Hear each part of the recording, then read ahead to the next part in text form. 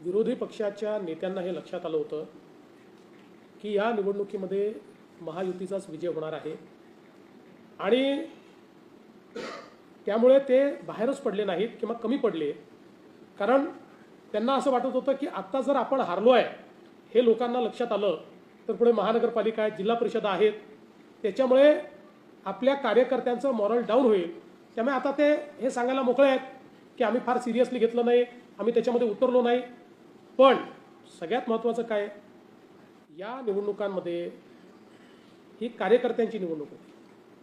Bharatiya Janata party किंवा महायुती निवडणुकीत पूर्णपणे उतरली. मी स्वतःही अगदी 10,000 मतदारसंख्येच्या गावात देखील गेलो.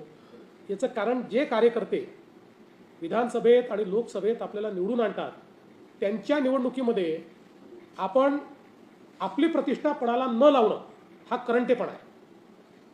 हार जीत होत असते, कधी आपण जिंकतो कधी हारतो, पण त्यांच्याकडनं काम करून घ्यायचं आणि त्यांची वेळ आली की आपली प्रतिष्ठा वाचवण्याकरता पळ काढायचा. ही पद्धती काही मला तरी योग्य वाटत नाही. भाजपमध्ये आम्ही असं करत नाही. आम्ही जिंकलोय हारलोय, जेव्हा हारलो तेव्हाही कधी पळालो नाही आणि जिंकलो तेव्हाही कधी त्यातनं आम्ही मातलो नाही.